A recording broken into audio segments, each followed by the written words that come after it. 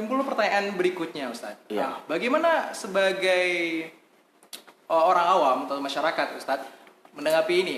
Sholatnya sebaiknya saya sholat 11 rakaat atau sholat 23 rakaat? Atau bagaimana, Ustaz? Baik, mungkin sebelum saya menjawab, Iya. ada baiknya saya di sini membaca ucapan dari ulama-ulama yang hidup di zaman sekarang.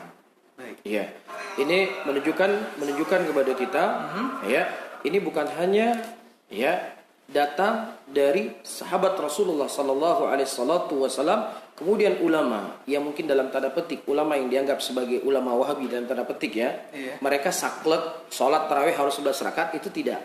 Tidak ada. Iya, tidak. Jadi kalau seandainya ada orang memahami orang yang dalam tanda petik katanya Wahabi saklek salatnya harus 11 rakaat, tidak. Saya di sini baca fatwanya Syekh Muhammad bin Shalih Al-Utsaimin rahimahullah. Syekh Muhammad bin Shalih Al-Utsaimin adalah seorang ulama besar yang hidup di abad ini. Beliau ditanya tentang jumlah rakaat salat tarawih. Beliau mengatakan al-qaulur rajih fi adadi salatut tarawih annal amra fiha wasi'un wa annal insan idza salla 11 rak'ah aw 13 rak'ah aw 17 rak'ah aw 23 rak'ah aw 39 rak'ah aw duna dzalik aw akthar fal amru fi hadha kullu amrun wasi'un walillahil hamd. Kata Syekh Muhammad bin Shalih Al-Utsaimin, pendapat yang kuat di dalam jumlah rakaat salat tarawih itu perkaranya adalah luas. Kalau seandainya seseorang sholat 11 rakaat, sholat 13 rakaat, sholat 18 rakaat, sholat 23 rakaat, sholat 39 rakaat, atau lebih kecil dari itu, atau lebih banyak daripada itu, maka semuanya itu boleh.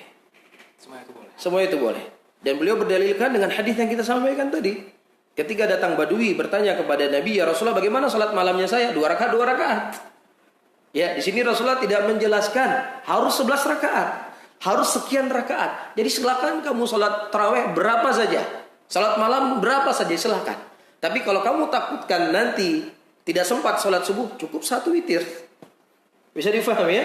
Ini yang difahami oleh Syekh Ibnu Utsaimin. Dan Syekh Ibnu Utsaimin ya, beliau ternyata memahami juga seperti yang difahami oleh para ulama salaf.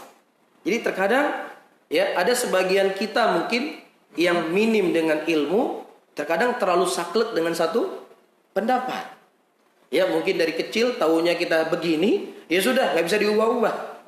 Ini keliru. Ini mungkin sesuatu hal yang perlu kita keliru. Ya jadi jangan HP saja yang perlu diupdate. Ya ilmu juga harus diupdate. Ya ilmu harus diupdate. Harus kita baca bagaimana pendapat para ulama, bagaimana mereka memahami sebuah permasalahan, sehingga fikih itu akan mengajarkan seseorang untuk tidak jumud dan tidak bermudah-mudahan. Fikih akan mengajarkan seseorang itu berada di jalan tengah.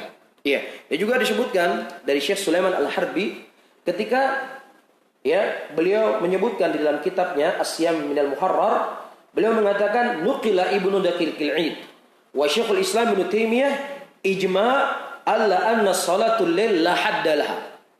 Telah dinukilkan oleh Ibnu Daqiqil 'Id dan juga dari Syekhul Islam Ibnu Taimiyah rahimahullah, beliau berkata bahwasannya salat malam, tarawih, tahajud, witir itu tidak ada batasannya. Ini ijma.